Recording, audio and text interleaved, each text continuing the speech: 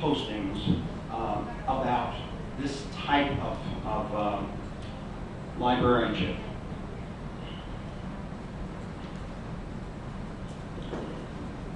While our focus today is on academic librarianship, efforts in terms of going where information skills are most needed and can best be promoted are evident across our profession.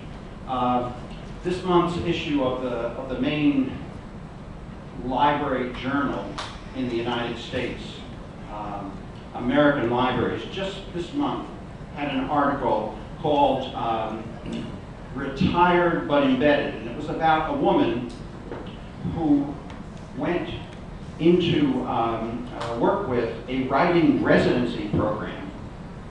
And so she went there and provided her information skills to these fledgling, these beginning writers. In a sense, she was embedded. That was not academic librarianship, but it was an interesting sort of example of how people are interpreting the term. The more specialized of our professional colleagues, those in law, medical librarianship, or those that function in the corporate world, they can be said to be embedded in the settings where they're needed. They're working with the law and the medicine, medical personnel, with the corporate people who need their information.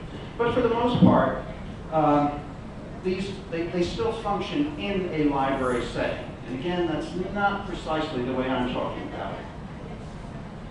The special librarian, though, probably in many ways offers a model for embedding, a model that would be relevant to those of us who are academic librarians.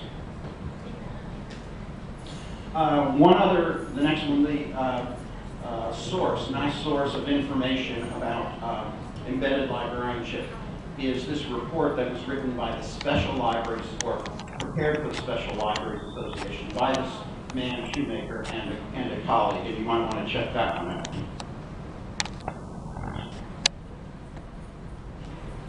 I also should say that, again, returning to medical librarianship, that in some settings, most particularly Johns Hopkins University Medical Center, librarians have been doing this work in a team sort of way with medical doctors, nurses, pharmacists for some time now.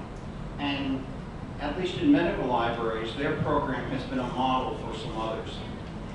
What is happening there is librarians actually are part of teams that visit the rooms of patients. There will be the doctor, there will be resident physicians, there will be nurses, there will be pharmacists, but there will be a librarian with the latest of information. And when something comes up that requires current information, that person will be there, likely with an iPad or other digital device that they can call on.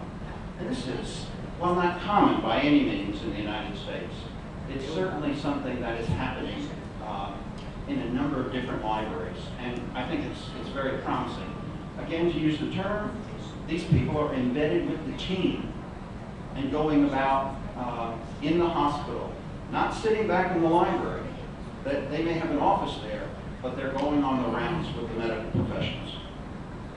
My interest in embedded librarianship, although I didn't call it that term, it wasn't used back when I was writing.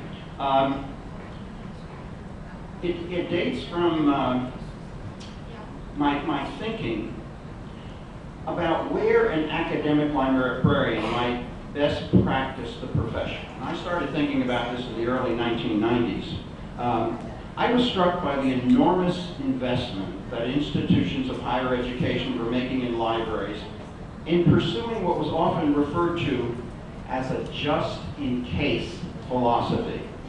Now, all kinds of money was being spent on buying large collections of books, periodicals, on organizing them, on storing and maintaining them in case they might be needed for some future teaching or research task.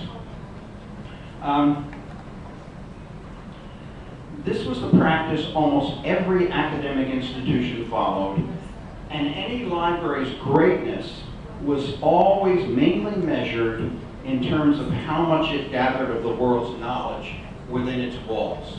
That's what we said was a great library. In my country, it was Harvard and all that Harvard had sitting in its many libraries. I like to say it was as if that great library here in Alexandria, thousands of years ago, set the standard for the rest of the world for thousands of years to come. Never mind that study after study demonstrated the average book title in a research library was seldom, if ever, used. Never mind that virtually every investigation of libraries showed, at best, but a third of the student body used the library, and when they did, they used it for quiet study or to read their books or maybe for reserve materials.